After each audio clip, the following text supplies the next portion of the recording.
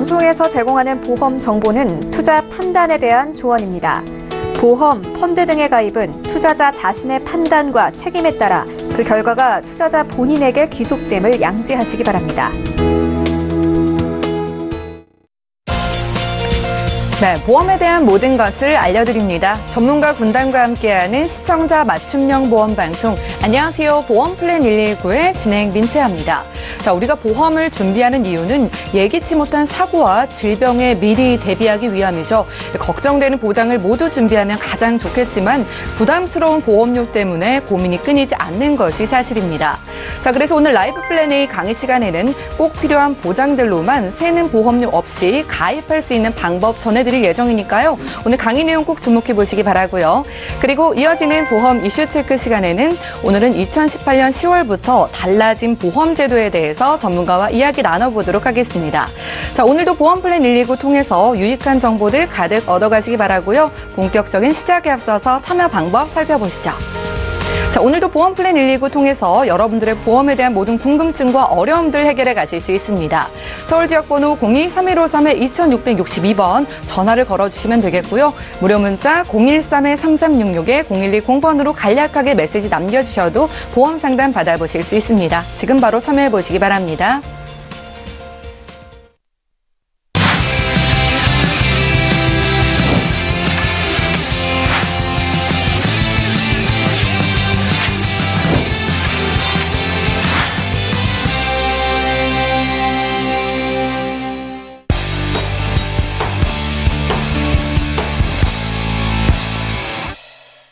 네, 시청자 여러분들의 보험 도우미 보험 플랜 119 본격적으로 시작합니다. 첫 순서는 꼭 필요한 보험 보장 항목을 알기 쉽게 짚어드리는 라이프 플랜 A 강의 시간인데요.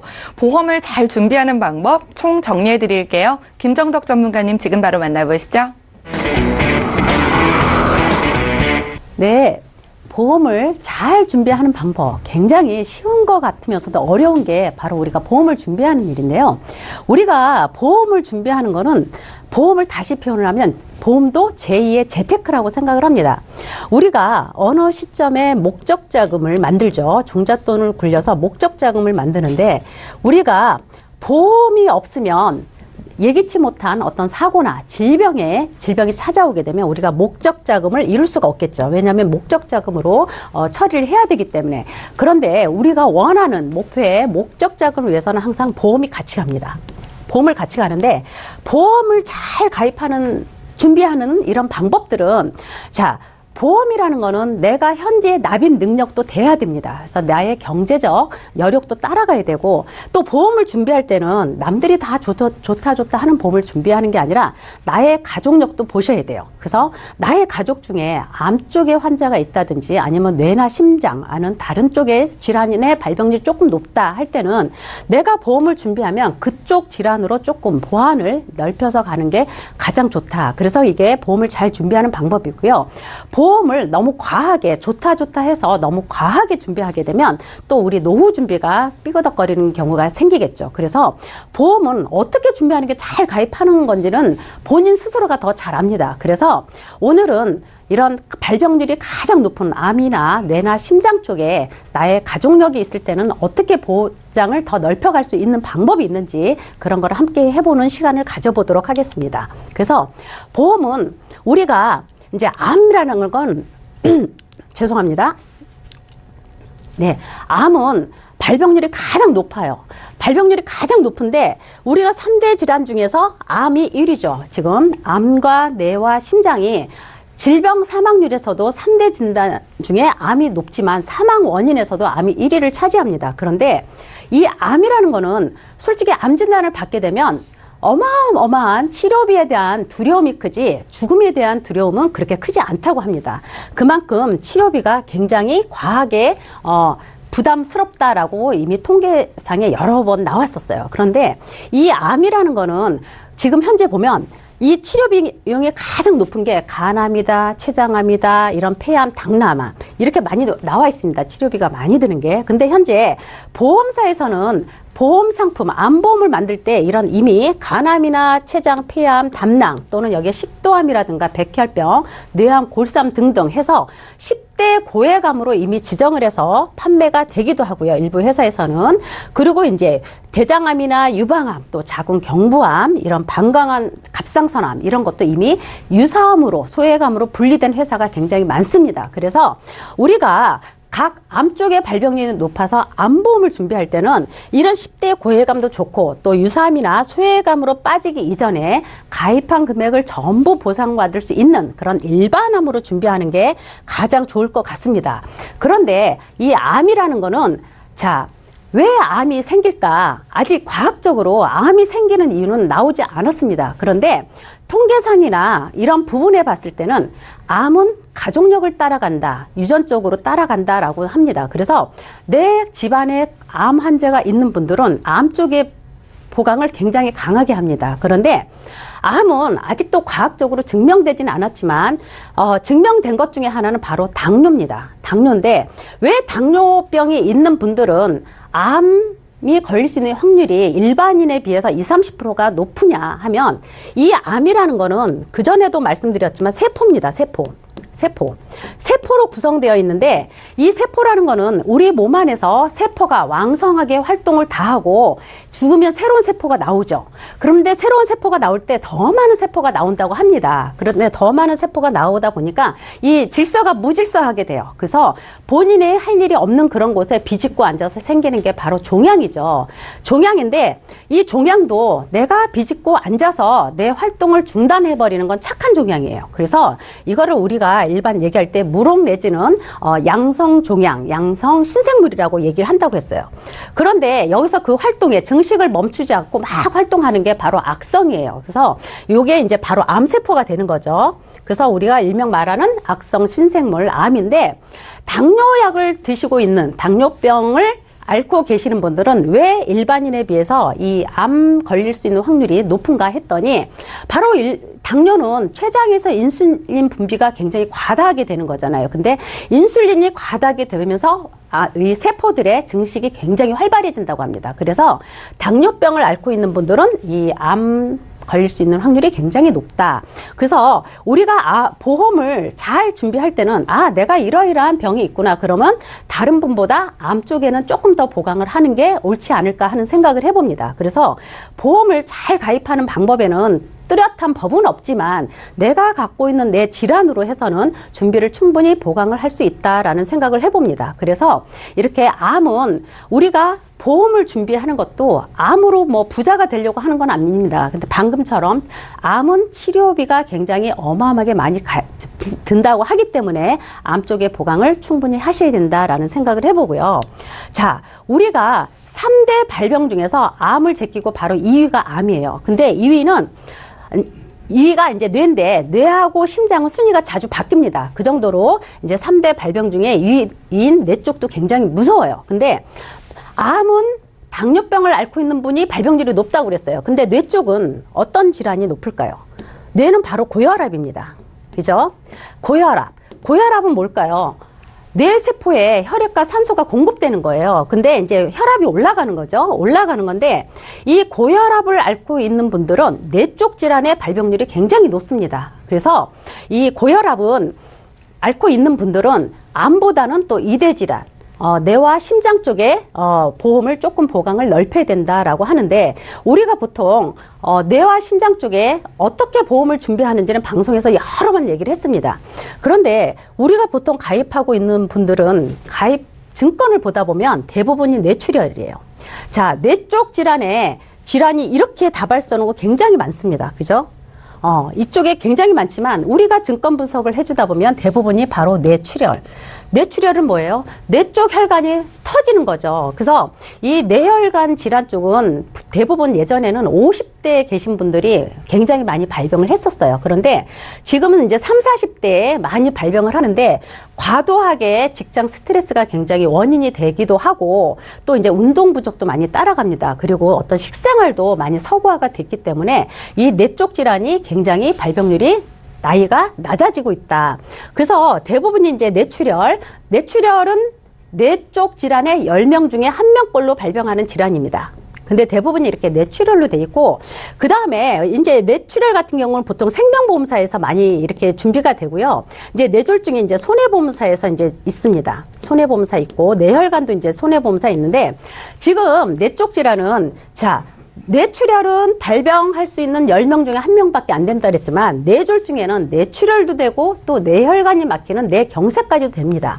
그래서 대부분의 뇌 쪽 질환의 환자 10명 중에 7명은 바로 뇌경색증입니다. 뇌경색증. 이제 뇌경색증은 어떻게 오냐면, 모든 거는 이런 큰 질환은 내 몸에 미리 전조 증상을 보냅니다. 자, 한쪽 눈이 잘 안 보이거나 막 두 개로 보이거나 아니면 내가 똑바로 걷는 것 같은데 자꾸 똑바로 걸을 수 없는 상태. 아니면 내가 이렇게 팔을 들었는데 한쪽 발이 힘이 없이 툭 빠진다든가 아니면 손에 통증이 온다든가 저린다든가 이런 경우는 뇌 쪽 증상을 의심을 해봐야 됩니다. 의심해봐야 돼서 이런 뇌 쪽 질환은 골든타임이 3시간이에요. 3시간 안에 막힌 뇌 쪽 혈관을 뚫어주지 않으면 진짜 무서운 그런 후유증을 남기는 질환 중에 하나입니다. 그래서 우리가 이렇게 뇌혈관 질환 쪽에 준비를 할 때는 이렇게 폭이 좁은 뇌출혈보다는 폭이 넓은 뇌졸중이나 뇌혈관 쪽에 준비를 해야 되는 게 좋다 그랬어요. 그런데 요즘은 보험사가 이렇게 특정 뇌혈관 질환 그리고 그냥 뇌혈관 질환 이렇게 담보 이름을 조금 달리 합니다. 그래서 물론 뇌졸중보다는 범위가 넓어요. 그죠? 범위가 넓지만 특정자가 붙는 것보다는 특정자가 붙지 않은 뇌혈관 질환이 가장 좋다. 담보 중에서는. 그래서 가장 발병률이 높은 뇌경색과 그다음에 이제 기타 뇌혈관 질환에서 가서 두통이 온다든가 어지러워서 진단받을 수 있는 기타 뇌혈관 질환 I67 코드 이런 코드 뇌혈관 질환으로 준비하시는 게 가장 좋다. 그래서 고혈압 약이 드시는 분들, 이런 발병률이 높으신 분들은 이런 뇌 쪽 질환 조금 많이 신경을 쓰셔야 되는 게 맞고요. 그 다음에 이제 심혈관입니다. 이게 3대 발병 질환 중에 3인데요. 보통 2위와 왔다 갔다 하는데 이 심혈관, 이건 심장이에요, 심장. 심장이라는 거는 우리 심장에서 산소와 혈액을 공급하는 거죠. 근데 심장에 이상이 생기는 거예요. 혈액 공급하는데 혈관에 이상이 생긴 거죠. 어떻게 이상이 생길까요? 산소와 혈액을 공급하는 관상동맥에 이상이 생기는 겁니다. 그런데 이 심장도 전조 증상이 있어요. 항상 우리 몸에 더 보냅니다. 어떻게 보내요? 통증이 오죠. 심장이 통증, 가슴이 뻑적지근하거나. 그런데 이게 굉장히 짧아요. 1분, 2분 이렇게 짧게 있다가 내가 너무 아프다 하고 느껴서 이따가 병원 가야지 하는데 증상이 없어집니다. 그러다 보니까 다시 이래요. 그러다 몇 달 또 지나갑니다. 그래서 오는 게 이런 통증이 자주 오게 되죠. 심장의 통증이 자주 오게 돼요. 자주 오는데 이 심장을 통하는 관상동맥에 산소와 혈액이 공급이 돼야 되는데 그 혈관에 찌꺼기가 쌓이는 겁니다. 찌꺼기가 혈관에 쌓이는 게 바로 콜레스테롤이 쌓인다고 하죠. 근데 콜레스테롤이 쌓이는 걸 우리는 뭐라고 하냐면 동맥경화증이라고 합니다. 동맥경화증. 근데 심장을 통하는 관상동맥에 생기기 때문에 관상동맥이라고 하는데 이걸 뚫어줘야 돼요. 근데 이게 전조 증상이 나와서 내가 가서 심전도 검사하고 CT 찍고 했더니 혈관의 벽이 많이 두꺼워졌다. 그러면 우리가 이렇게 조기에 가서 검사해서 혈관이 두터워져서 거기를 풍선을 넣어서 약간 넓혀주는 작업. 바로 이거를 우리는 스텐트 삽입합니다. 스텐트 삽입. 이 스텐트 간단하게 삽입하는 입원도 안 하는 스텐트 삽입은 바로 이 허혈성 심장질환에 코드가 들어갑니다. 그런데 우리가 요 단계도 넘어서 가게 되면 이제 심근경색으로 가죠. 근데 심근경색 진단 받아서 이제 병원에서 하게 되면 이제 스텐트 삽입이 안 되겠죠. 이제 그때는 뭐를 해야 된다? 관상동맥 우회술이라든가 대동맥 인조 치환술 이런 걸 해야 돼요. 굉장히 수술이 커집니다. 그런데 심근경색만 돼서 병원에 가서 치료를 받아도 괜찮아요. 그죠? 그런데 어떻게 우리는 항상 급성으로 오죠. 왜? 전조 증상을 다 놓치고 하다 보면 이제 급성입니다. 급성은 사망할 수 있는 확률이 굉장히 높습니다. 옆에 사람이 없거나 하면 바로 사망할 수 있는 게 바로 급성 심근경색이에요. 그래서 이 심장 쪽에 진단은 어떤 분들이 많이 올까요? 그럼 아까 당뇨병 있는 분은 암이 많이 온다 그랬고 고혈압이 있는 분은 뇌 쪽 질환이 많이 온다 그랬어요. 이 심장 쪽은 어떤 분들이 많이 오면 당뇨도 있고 고혈압, 고지혈증, 어떤 말초신경계 질환이 있는 분들은 이 심장 질환을 잘 보강을 하셔야 됩니다. 그래서 가족 중에 아니면 내 부모님이나 이런 분들이 심장 쪽에 이상이 있어서 그랬다 하면 심장 쪽에 간상동맥 우회수라는 담보가 있는 것도 있고 또 허혈성 심장 질환도 있고 또 급성 심근경색 진단비 해서 복합적으로 중복으로 해서 진단비가 좀 크게 준비할 수 있는 그런 쪽으로 준비하시는 게 참 좋을 것 같다라는 생각을 해봅니다. 그래서 각각 이런 질환을 의심해 보셔서 그쪽 질환으로 3대 질환을 조금 보강을 넓혀서 가시면 조금 보험을 잘 준비하는 방법 중에 하나가 되지 않을까 하는 생각을 해봅니다. 자, 우리가 3대 질환 못지않게 가장 중요한 거는 또 질병 후유장애라고 그랬어요. 이 질병 후유장애는 상해 후유장애도 있고 질병 후유장애도 있죠. 상해는 급격하고 우연한 사고입니다. 그래서 후유장애 올 수 있어요. 그러나 이거는 급격하고 우연하기 때문에 보험료가 굉장히 저렴합니다. 그렇지만 굉장히 좋은 담보이기 때문에 상해 후유장애 80% 미만도 꼭 준비를 하셔야 되는데 우리가 나이가 들어가면서 내 몸에 이상이 생기고 노화가 되면서 이상이 오는 게 다 질병 후유장애에 들어갑니다. 그래서 3대 질환 못지않게 항상 필수적으로 가져갈 수 있는 게 바로 질병 후유장애 담보 80% 미만짜리 그래서 이거는 머리끝부터 발끝까지 우리 신체의 13개 부위에 대해서 각각 내가 가입한 보험 금액의 장애 지급률로 나갑니다. 그래서 우리가 나이 들면서 어떤 경증 치매 진단을 받게 됐다. 경증 치매가 요즘 같은 경우는 치매보험이 다 중증 치매 나오잖아요. CDR 척도 3점 이상인 중증 치매 진단이 나오는데 질병 후유장애 80% 미만에서는 경증 치매 CDR 척도 2점 이상이면 40% 후유장애가 나옵니다. 그래서 우리가 보통 질병 후유장애 5천만 원 가입을 하게 되면 우리 신체의 13가지 부위에 대해서 각각 5천만 원이 장애 지급률로 나간다 그랬어요. 근데 CDR 척도 2점 이상이면 경증 치매로 진단을 받을 수가 있어요. 이 신경계 질환에 들어갑니다. 그래서 40% 후유장애를 받아요. 그래서 만약에 질병 후유장애 5천만 원을 갖고 있다. 그러면 542시 2천만 원이 바로 치매 진단비로 비가 나갑니다. 그렇게 되면 우리가 굳이 여러 가지 보험이 들어서 지출이 많은데 굳이 치매보험을 따로 준비하실 필요가 없으세요. 이 질병 후유장애 담보가 있으면 이런 경우도 있고 가령 이런 다리 같은 경우 우리가 나이 들어서 퇴행성 관절염 많이 옵니다. 그래서 보통 60이 넘으신 분들은 다리, 무릎이나 이런 쪽에 인공관절 삽입하시는 분들을 굉장히 많이 볼 수가 있어요. 그래서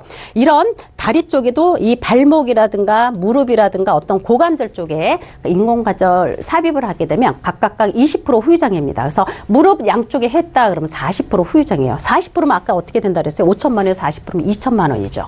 이렇게 후유장애 지급이 나가고요. 보통 이런 척추 우리가 흔하게 아는 바로 디스크잖아요. 추간판 탈출증이라고 하는데 이 디스크도 질병 후유장애에 들어갑니다. 그래서 후유장애 진단 끊으면 최하 10에서 20%까지도 나갑니다. 그러면 이것도 20%면 1,000만 원이죠. 그래서 내가 디스크 추간판 탈출이 있다. 이게 완치가 안 되고 계속 고질적으로 반복적으로 아프다 그러면 후유장애 진단 끊으면 질병 후유장애 진단비에서 나가죠. 그리고 발가락이나 손가락 마디마디에 통증 오는 거 이것도 장애로 분류가 됩니다. 그래서 우리가 흔하게 아는 류마티스 관절염 많이 오죠. 손가락에도 많이 오죠. 근데 이 류마티스 관절염 같은 경우는 완치가 안 되죠. 계속 약을 먹고 치료받고 약 먹고 치료받고 정기검진하고 합니다. 그래서 이 손가락 같은 경우도 류마티스 관절염 후유장애 진단을 끊으면 각 손가락 하나에 5%씩 후유장애 진단이 들어갑니다. 이런 식으로 우리가 알고 있는 3대 질환 외에도 나이가 들어가서 피치 못하게 내가 원하지 않아도 찾아오는 이런 질병에 대해서는 이런 질병 후유장애 담보가 꼭 있어야 된다. 그래서 나이가 들면서 씹는 기능 못하고 또 잘 듣지 못하고 잘 보지 못하고 이런 눈 같은 경우도 아까 당뇨병 있으신 분들 눈으로 제일 먼저 오잖아요. 합병증. 그러면 여기도 시력이 한쪽 눈이 현저히 저하됐다. 아니면 한쪽 눈이 다 실명이 됐다. 그러면 50% 후유장애입니다. 한쪽 눈이. 그렇게 되면 질병 후유장애 5천만 원 가입했다. 그러면 2,500만 원이 후유장애 진단비로 나갑니다. 그래서 이 질병 후유장애는 내가 원하지 않아도 나이 들어가면서 생기는 어떤 질환들을 다 담고 있기 때문에 내 신체의 13가지 부위에 각각 지급률로 지급이 되기 때문에 3대 진단비 못지않게 질병 후유장애 진단비는 꼭 필수적으로 준비를 하셔야 된다라는 생각을 해봅니다. 그래서 그리고 이제 우리가 산대 진단비, 왜냐하면 각 좋은 진단비를 다 구성을 못합니다. 구성을 못할 때는 실손보험의 통원비가 너무 약하기 때문에 진단비나 수술비를 받아서 통원비 역할을 해야 되는데 이런 수술비도 굉장히 좋습니다. 생명보험의 종수술비도 나쁘지 않죠. 굉장히 좋고 또 손해보험의 질병수술비, 상해수술비 이렇게 구분이 되어 있죠. 그래서 질병수술비는 지금 현재 뭐 5대 기간 질병수술비도 있고 7대, 뭐 14대, 20대, 34, 40대까지 현재 나와 있습니다. 그래서 보통 뭐 18대, 40대 중복으로 받을 수 있는 어떤 수술특약 구성을 하셔도 되고요. 그래서 이 수술에는 큰 질환부터 작은 질환까지 대부분 많이 들어 있습니다. 그래서 이런 것들은 담보가 진단비나 수술비가 중복으로 받을 수 있고 또 이런 수술특약은 여러 개가 있어도 중복으로 받을 수가 있습니다. 그래서 큰 질환에 대한 준비가 안 되어 있으면 이런 작은 수술비로 통원비 대체 역할을 할 수 있는 어떤 수술비 특약을 구성을 해도 괜찮습니다.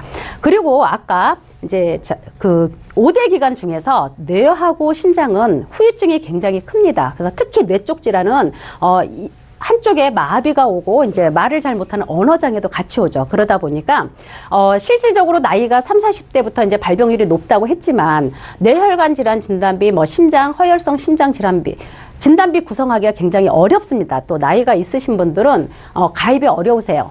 가입이 쉬워도 가성비가 떨어집니다. 왜?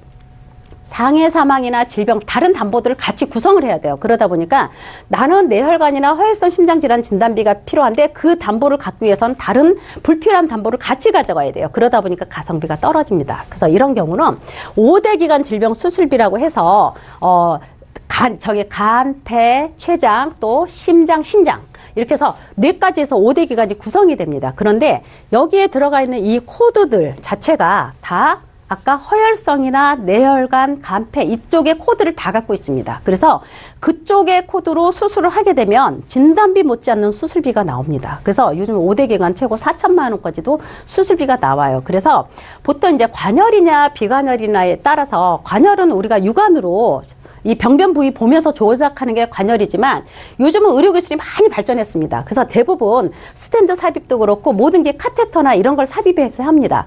허리, 척추, 전이, 전방증 이런 것도 다 카테터 삽입해서 수술이 불과 10분, 15분밖에 안 걸려요. 그런데 어떻게 해요? 병원비는 굉장히 비쌉니다. 왜? 신기술이기 때문에. 그리고 국민건강보험공단의 혜택이 안 됩니다. 그런데 이런 간단한 시술이 점점 입원은 줄어들고 통원으로 해야 되잖아요. 그죠? 통원으로 해야 되는데 우리 실손의료비 통원비 최고 많아야 30만 원이죠. 30만 원 갖고는 수술 안 됩니다. 그래서 관열이다 비관열이다 구분은 되겠지만 이런 큰 기관에 대해서는 이런 수술비 5대 기관 수술비도 따로 구성하는 게 굉장히 좋다라는 생각을 해보여요.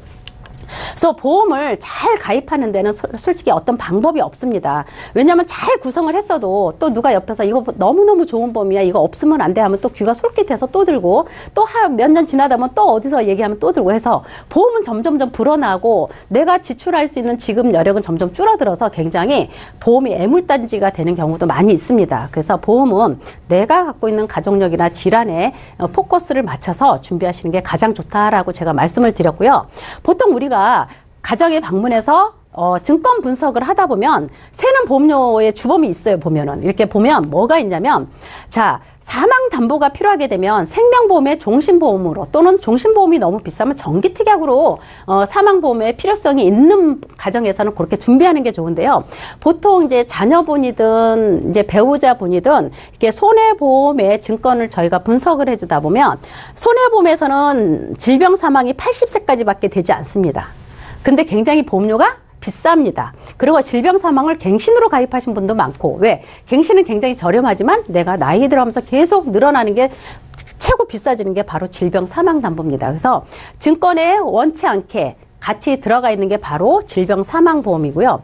또 입원 일당도 굉장히 비싸요. 요즘 같은 경우는 굉장히 비쌉니다. 예전에는 입원 일당이 굉장히 저렴했어요. 그래서 앞에서 뭐 포장마차 하시는 분, 분식가게 하시는 분들 입원 일당 보험 여러 개 들어놓고 아프고 어지럽다고 해서 병원에 열흘씩 있으면 하루 일해서 버는 돈보다 일당이 더 많이 나옵니다. 그래서 옛날에는 그랬지만 지금은 입원 일당 굉장히 비싸요. 담보 자체도 비싸지만 어떻게 해요? 아까 말씀드렸듯이 입원은 점점 줄어든다 그랬어요. 왜? 의료기술이 많이 발전했기 때문에 아주 간단한 시술로도 다 해결이 되기 때문에 입원이 점점 줄어듭니다.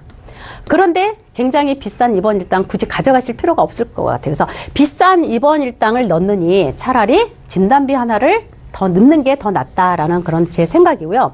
아까도 얘기했듯이 상해나 질병, 고도 후유장애 이런 거는 의미가 없습니다. 그래서 이런 거는 아까 80% 미만의 후유장애 진단비로 가져가시는 게 좋다.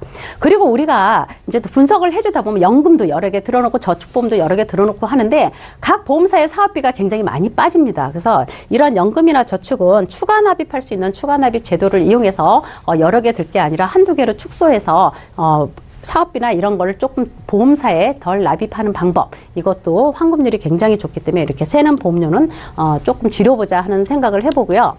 자, 우리가 이제 의뢰가 한번 들어왔었는데 이제 의뢰 들어온 고객님들마다 성향이 다 틀립니다. 그래서 지금 간단하게 하면 35세 남자분이 의뢰가 들어왔는데 이분은 아내 뭐 수술 특약이다, 골절 진단비다, 뭐 입원 일당이다, 뭐 다 필요 없다고 하십니다. 필요 없고 나는 후유장애와 3대 진단비로만 묶어달라고 하시는 분이 계세요. 근데 보험료는 한 달에 15만 원 전후로밖에 지출이 안 된대. 보험이 실손보험 하나만 있고 아무 보험도 없답니다. 근데 이제 35세가 되셨는데 이분은 이제 결혼을 앞두고 계세요. 결혼을 앞두고 계셔서 이제 그전에는 보험의 필요성을 못 느꼈는데 결혼하려고 보니까 이런 구성이 좀 있어야 되겠다라고 의뢰가 들어왔는데 다른 골절 진단비나 이런 자잘한 특약들은 자기가 일하고 생활하면서 충분히 생계에 지장이 있는 그런 담보들이 아니기 때문에 굳이 넣을 필요가 없다. 그래서 딱 실손보험은 있기 때문에 딱 진단비 구성만 해달라고 의뢰가 들어왔던 분입니다. 그래서 이렇게 100세 만기 하나와 또 80세 만기 35세이기 때문에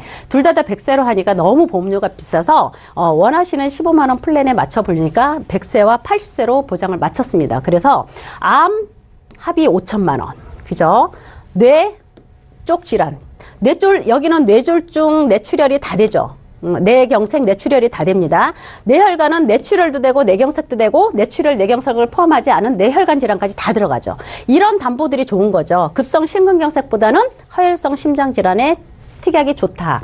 그런데 어떻게 해요? 한 증권에 들어갈 수 있는 금액은 한정돼 있습니다. 그래서 일반암에 5천 맞췄고 뇌출혈과 뇌경색이 되는 걸 2,500 맞췄고 뇌혈관으로 2,500을 맞췄습니다. 그래서 뇌 쪽도 5천만 원 맞췄고 심장도 마찬가지예요. 급성으로 3천 맞췄고 허혈성 심장 질환으로 2천 맞췄습니다. 그래서 합의 5천 맞췄어요.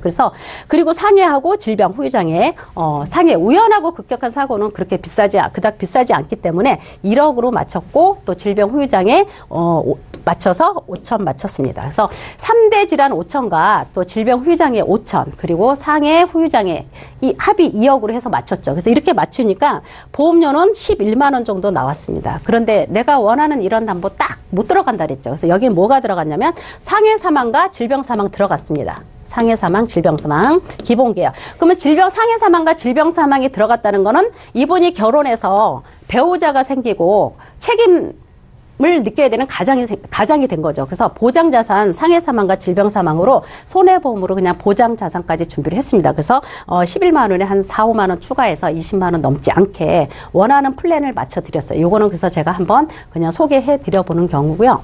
자, 오늘은 이렇게 예기치 못한 어떤 사고나 질병에 내가 보험을 어떻게 준비할 건가. 그리고 이왕 준비하는 거는 지금 현재 나온 시점에서 가장 폭넓은 보장으로 발병률 높은 담보를 다 캐치해서 준비하신 게 가장 좋다라고 오늘 알려드렸습니다. 네, 오늘 강의는 여기까지 하겠습니다. 네, 지금까지 김정덕 전문가와 라이프 플래닝 강의 시간 함께했습니다. 누구라도 똑똑하고 현명하게 보험 준비하고 싶으실 텐데요. 오늘은 새는 보험료는 최대한 줄이고 보장의 폭은 넓게 가져가실 수 있도록 방법 알려드렸으니까요. 강의 들으시면서 궁금증 생기시거나 보험에 어려움 느끼시는 분들도 저에게 연락 주시면 잠시 후에 도와드릴게요. 강의 내용 정리해드리고요. 보험 이슈 체크 시간으로 함께합니다.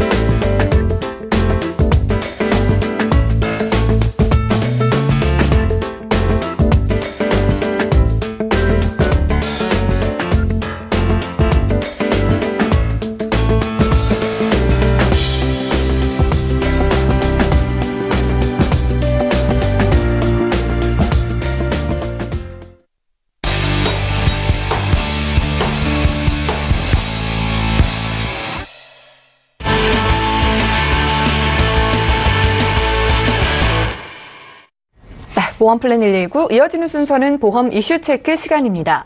오늘의 주제는 2018년 10월부터 달라진 보험 제도인데요. 이렇게 매번 바뀌는 보험 제도는요. 시청자 여러분들께서 다 알기도 힘들 뿐더러 그 내용도 굉장히 복잡합니다. 자, 그래서 오늘은 민지용 전문가님의 도움을 받아볼 예정인데요. 일단 전문가님, 이 보험의 약관이나 이 제도가 자주 변경이 되는 겁니까? 네, 그렇습니다. 사실 이제 많은 분들께서 보험을 어려워하시는 이유 중에 예. 하나가요. 아무래도 뭐 보험의 종류나 이런 것들이 굉장히 다양하고 많기 때문도 있지만 이 보험제도 등이 많이 변경되기 때문인데요. 예, 그쵸. 어떤 사회적인 상황이나 뭐 의료적인 상황으로 인해서 바뀌는 경우도 있고 또는 어떤 보험사의 뭐 손익 계산 그리고 또 하나는 정부의 정책으로 인해서 이런 보험제도들이 개선되는 등 여러 가지 제도들이 변하고 있기 때문에 사실상 보험을 계속해서 공부하지 않는 이상은 일반 소비자분들께서 이 보험에 대해서 정확하게 이해하기가 사실은 굉장히 좀 어렵습니다. 네. 뭐 예를 들면은 올해 4월부터는 실손보험을 이제는 단독으로 판매해야 되는 뭐 그런 제도들이 변경이 있었고요. 또 실손보험의 경우는 2, 3년마다 어떤 약관의 개정이라든지 내용의 변경 등이 있어 왔고 또 최근에 뭐 유병자 실비라든지 뭐 이런 것들 그리고 노후 실비 이러한 보험들이 새롭게 개정되거나 뭐 출시되거나 이런 변경들도 볼 수가 있습니다. 그래서 사실은 이 보험에 대해서 끊임없이 관심을 가지지 않는 한 굉장히 광범위하고 사실은 알기 어려운 부분들이 굉장히 많다 이렇게 볼 수가 있겠습니다. 네, 그러니까 정말 다양한 요인들로 이렇게 제도나 약관이 변경될 수 있다고 알려주셨는데요.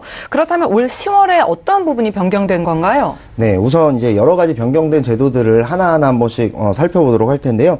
우선 화면에 한번 보시겠습니다만 네. 첫 번째로 사망보험금의 지급제도가 변경되었습니다. 일단 연명치료라는 부분에 대해서 많은 분들이 이제는 들어보셨을 텐데요. 네. 과거에는 인간의 존엄사라는 것에 대해서 아무래도 논쟁도 좀 많았고 법적으로 또 인정도 되지 않았지만은 이제는 연명치료 중단의 결정을 존중하는 추세로 좀 사회가 변화하고 예. 있기 때문에 이것과 관련해서 이제 보험업계에서는 그동안 좀 갈등이 많았던 그런 조항인데요.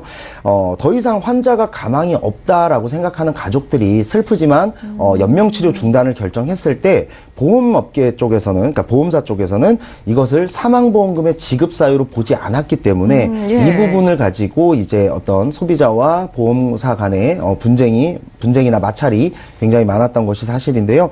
올해 10월부터는 이 조항이 신설이 되었기 때문에 이제는 연명치료를 중단했다라고 해서 사망보험금을 지급하지 않거나 하는 등의 문제가 사라졌다라고 볼 수가 있겠습니다. 지금 또 중간에 보시면 소급 적용, 괄호치고 네. 소급 적용이라고 써져 있는데요.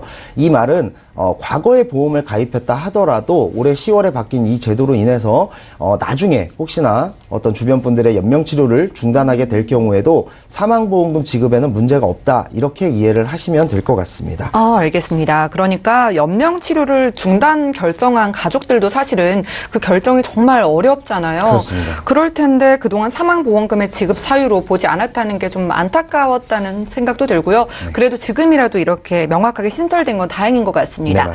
자, 또 다른 변경 내용이 있을까요? 네. 그 다음은 이제 부담보 면책 기간이 종료되었을 때 안내 강화에 대한 제도 변경인데요. 화면을 보시면은 이 부담보 면책 기간 이런 부분에 대해서 조금 혼동하시는 부분이 많을 텐데요. 부담보라는 건 쉽게 설명해서 내가 보험을 가입하기 전에 어디가 아프거나 다쳤을 경우에 그 부분은 몇 년 동안 보장하지 않는다. 혹은 전 기간 동안 그러니까 평생 동안 보장하지 않는다라고 해서 생기는 그런 제도인데요. 네. 예를 들어서 허리가 좋지 않은 상태 혹은 뭐 허리 디스크 수술을 한 상태에서 내가 보험을 가입할 경우에 허리에 대해서는 뭐 몇 년간 보장하지 않겠다. 혹은 평생 보장하지 예. 않는다. 이런 것을 부담보라고 얘기를 합니다. 이런 부담보 조건으로 인해서 가입을 하신 분들이 생각보다 굉장히 많은데요. 이 부분에 대한 안내가 그동안은 이루어지지 않았기 때문에 일반 소비자분들 스스로가 몇 년이 지났는지 이런 부분들을 스스로 검토해야 되는 그런 좀 부담이 있었다면 예.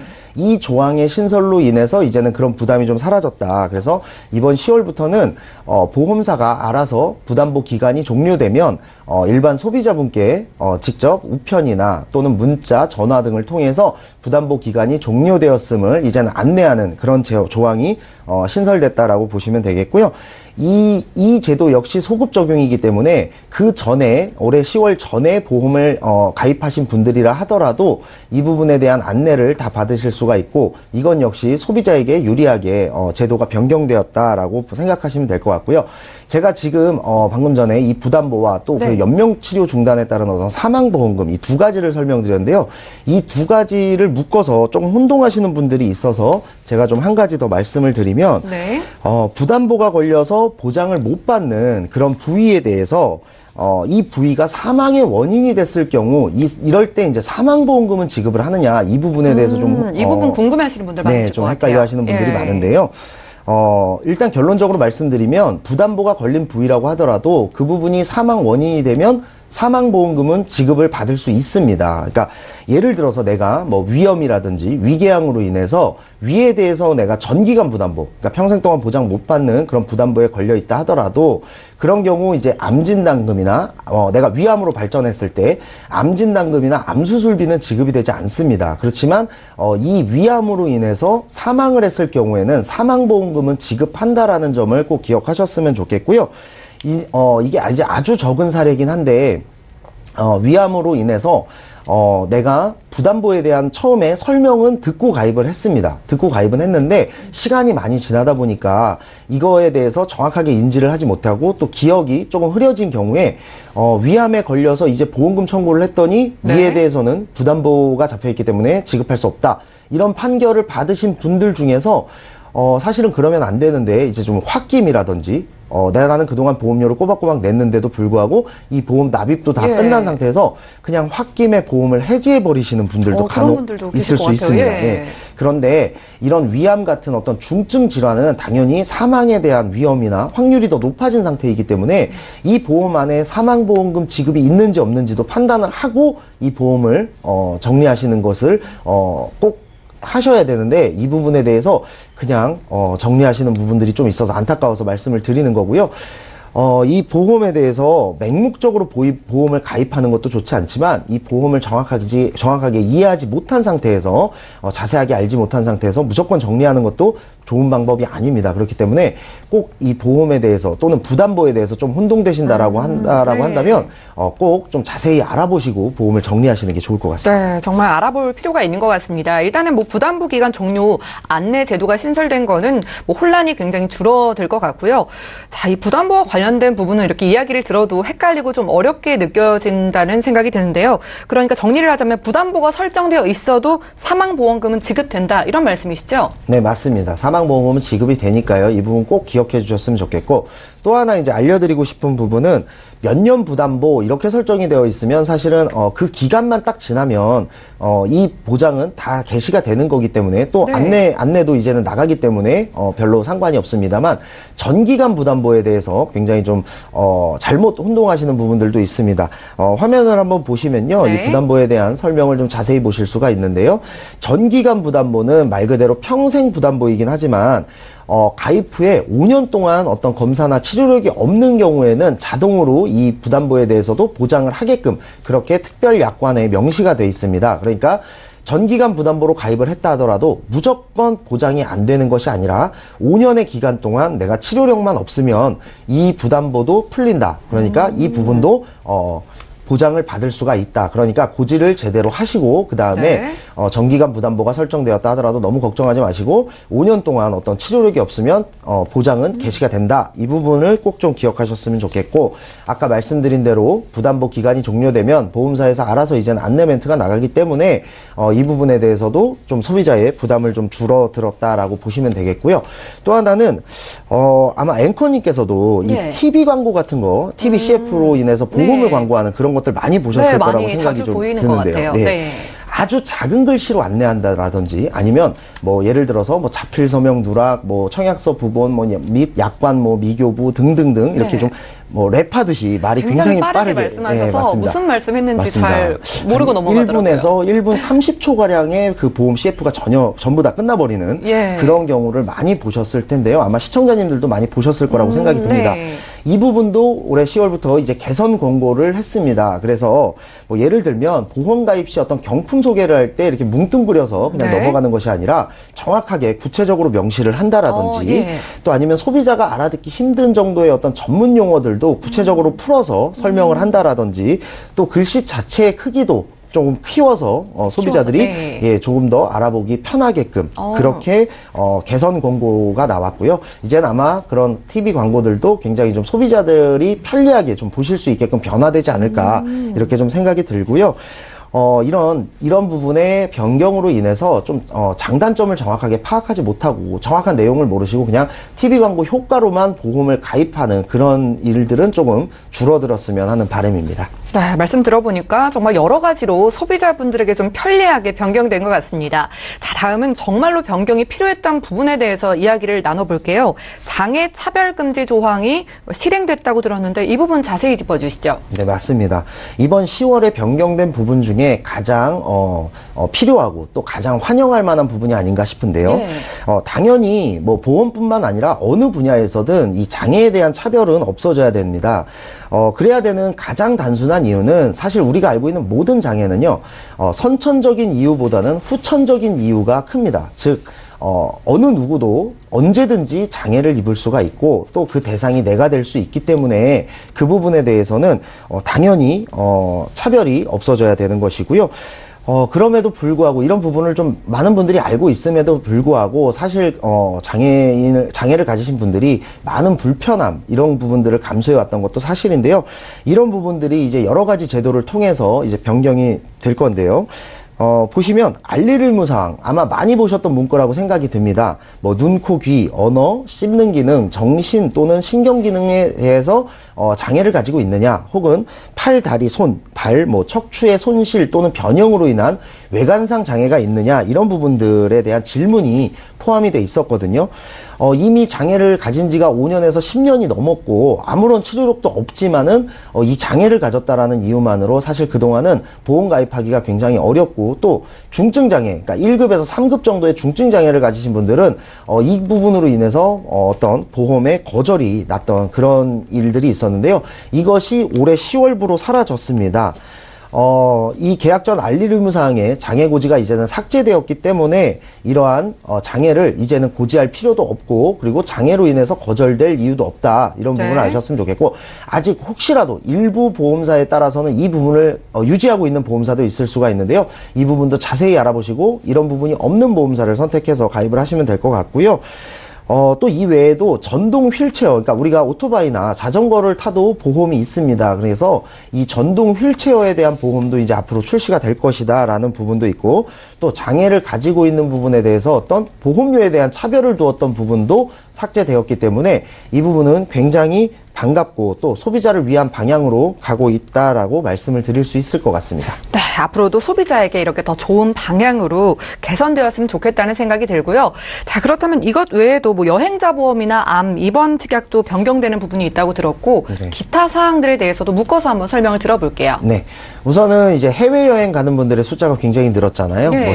올해 작년에만 2,600만 명, 물론 중복 가입자 숫자도 있겠지만요, 많은 숫자로 늘었는데요. 그래서 당연히 여행자 보험도 그러니까 여행자 보험도 많이 가입을 했습니다. 이런 여행자 보험도 좀 간소화가 됐는데요. 사실 뭐 몇 박 며칠 짧게 가는데도 여행자 보험에 어떤 그런 좀 상품을 가입하기 위해서 그런 가입 절차가 좀 복잡했던 것이 사실인데 이 부분도 간소화가 되었기 때문에 조금 더 편리하게 가입을 하실 수가 있을 것 같고요. 암 입원비 특약 같은 경우도 지금 변경된 것은 아닙니다만 내년에 변경이 될 것으로 보입니다. 사실은 굉장히 많은 민원과 분쟁을 일으켰던 요소인데 이 부분에 대해서도 조금 구체적으로 변경이 될 것으로 보이고요. 이 부분에 대해서는 제가 나중에 조금 시간이 나면 이 부분만 따로 한번 보험 이슈 체크 시간에 정리를 해드릴까 하는데 쉽게 말씀을 드리자면은 암에 대해서 직접적인 치료만을 인정하고 요양병원에 입원하는 부분은 그동안은 사실은 네. 지급을 하지 않는 그런 것 때문에 항암 치료나 암 수술에 대해서는 그런 입원은 인정을 하지만 면역력 저하라든지 뭐 어떤 합병증, 후유증에 대한 치료에 대해서는 요양병원에 입원해 있는 기간에 대해서는 인정하지 않는다. 이래서 거의 한 1000건이 넘는 민원이 올해 상반기에만 예. 있을 정도로 굉장히 많은 민원을 불러왔던 사례인데 이 부분도 내년 1월부터는 아마 이렇게 지금 화면에 보시는 대로 정확하게 구체적으로 명시가 될 것으로 보입니다. 그리고 암 직접 치료가 과연 무엇인지도 약관에 정확하게 다 이렇게 명시가 될 것으로 보이기 때문에 이 부분에 대한 분쟁도 앞으로는 좀 줄어들지 않을까 이렇게 생각을 합니다. 네, 오늘은 민지용 전문가와 함께 보험 이슈 체크 시간 함께했습니다. 오늘은 2018년 10월부터 달라진 보험 제도의 그 자세한 내용에 대해서 짚어봤는데요. 좀 더 자세한 내용 궁금증 있으시다면 저에게 연락 주시면 알려드릴게요. 자, 저희 보험 플랜 119에서 제공해드리는 정보는 투자 판단에 대한 조언입니다. 해당 보험의 가치와 수익률을 보장하지 않는다는 점 기억해 보시면 좋을 것 같고요. 자, 지금부터는 전화, 문자를 통한 상담 이어갈 텐데 문자부터 살펴보도록 하겠습니다. 휴대전화 뒷번호 1884님께서 보내주신 메시지네요. 자, 보험을 여러 개 들면 보상이 나눠서 지급된다고 들었는데요. 어떤 담보들이 나눠서 지급되나요? 라고 질문을 주셨습니다. 자, 김정덕 전문가님께 여쭤볼게요. 어떻게 좀 지급될 수 있을까요? 자, 보험을 여러 개 들으셨다 하면 일단은 실손보험 들으셨을 것 같고 또 진단비 보험도 들으셨을 것 같고 운전하시면 운전자 보험도 들었을 것 같아요. 자, 여러 개 나눠서 나온다라고 하는 거는 바로 실손보험입니다.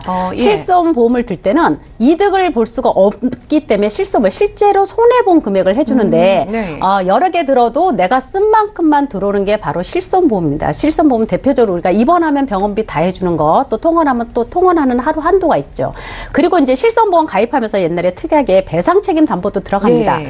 배상책임도 1억 들었지만 1억을 주는 게 아니죠. 왜? 실제로 손해본, 상대방한테 손해본 금액을 해주는 게 배상책임이죠. 그래서 이렇게 실제로 손해본 금액을 해주는 게 바로 끝에는 한도가 붙습니다. 자, 실손보험 5천만 원 한도 내에서 쓴 만큼 줄게라고 한도가 붙죠. 5천만 원 한도. 배상책임 담보 1억을 가입하면 1억 한도 내에서 실제로 상대방한테 피해 주는 금액을 해줄게라고 돼 있죠. 네. 이런 거는 여러 개 들어도 중복으로 보상이 안 됩니다. 실질적으로 쓴 손해 금액만 주는 거고, 또 운전자 보험을 들 때도 마찬가지예요. 벌금 2천만 원 하면 2천만 원 벌금 주는 거 아니잖아요. 예. 2천만 원 한도 내서 2천만 원 한도. 이렇게 끝에가 한도자가 붙는 건 다 실제로 손해본 금액만 주는 게 나눠서 중복 보상이 되지 않는 보험이고요. 중복 보상으로 내가 보험을 3개 내지 5개 또는 10개 들었을 때 중복으로 다 주는 거는 바로 진단비입니다. 대신 이런 실제로 손해본 금액은 물가 상승이 반영이 돼요. 왜? 그때그때 시점에 따라서 실제로 손해본 금액을 해주기 때문에. 그런데 중복으로 보상이 되는 건 정액형입니다. 그래서 물가 상승이 반영이 되지 않기 때문에 가입했을 때 가입할 당시에 증권에 기재된 금액만 주게 됐죠. 암진단비 2천만 원이면 암진단비 2천만 원, 골절진단비 30만 원이면 골절진단비 30만 원, 때로는 입원하면 입원비 뭐 첫날부터 2만 원 내지 3만 원, 이런 거는 다 정액형입니다. 그래서 여러 개 들어도 중복으로 보상이 가능한 겁니다. 그래서 나눠서 지급되는 거는 실제로 손해보는 금액, 이렇게 알고 계시면 될 것 같습니다. 네, 이해가 잘 되게 설명해 주셨어요. 중복 보상이 가능한 보험은 진단비, 그리고 끝에 한도자가 붙는 보험은 일정 금액이라고 하는데요. 이어서 문자도 살펴볼게요. 0643님께서 보내주신 메시지 살펴보겠습니다. 자, 저는 임신 7주차 예비 엄마입니다. 네, 제가 보험금 청구 이력이 많은데요. 태아 보험을 가입할 때 문제가 없을지 궁금한데요. 가입할 수 있다면 어떻게 준비하는 게 좋을까요? 라고 문자를 주셨습니다. 태아 보험 가입에 문제가 될까요? 민재용 전문가님. 네, 우선은 이런 경우 이제 산모분들이 굉장히 많이 속상해하세요. 예. 왜냐하면 내 건강 때문에 혹시나 우리 아이가 좋은 보험을 가입하지 못하는 것은 아닌가, 이런 문제를 좀 많이들 토로를 하시는데요. 이 보험금 청구 이력이라는 게 과연 어떤 건지, 그러니까 뭐 굉장히 심한 건지 아닌지는 제가 문자만으로는 제가 알 수는 없습니다만, 요즘은 이제 325 간편 태아 보험이라고 해서요. 이제 산모가 건강하지 않더라도 또 이렇게 보험금 청구 이력이 많다 하더라도 예. 간편하게 조금 고지기를 줄여서 가입할 수 있는 태아보험이 나와 있고요. 과거에는 뭐 어떤 산모의 천식이라든지 혹은 뭐 당뇨 예. 혹은 뭐 이런 것들로 인해서 보험 가입을 거절당하는 사례가 굉장히 많았기 때문에 마음을 좀 졸였던 사례가 좀 많은데요. 지금은 이런 간편 태아보험으로 인해서 가입하는 데는 크게 문제가 되지 않을 것이다. 다만 지금 보험금 청구 이력이 뭔지를 제가 문자만으로는 알 수가 없기 네. 때문에 그 부분은 조금 전화를 주셔서 좀 자세하게 설명을 해주시면은 그거에 대해서 좀 구체적으로 답변을 드릴 수 있지 않을까, 이렇게 생각을 합니다. 네, 과거에는 어려웠지만 요즘에는 325 간편 태아보험으로 가입 가능하다고 하니까요. 자세한 사항은 저에게 전화 주시기 바랄게요. 오늘 저희가 준비한 내용은 여기까지고요. 다시 한번 참여 방법 살펴보시죠. 자, 방송 끝난 이후에도 보험 플랜 119에서는 여러분들의 보험에 대한 궁금증과 어려움 해결해 드릴게요. 서울 지역번호 02-3153-2662번, 무료 문자 013-3366-0120번으로 메시지 지금 바로 보내주시기 바랍니다. 네, 오늘 함께해 주신 두 분의 전문가와도 여기서 인사 나눌 거고요. 저희 보험 플랜 119는 내일 오전 11시 같은 시간에 다시 찾아뵐게요. 시청해 주신 여러분 고맙습니다.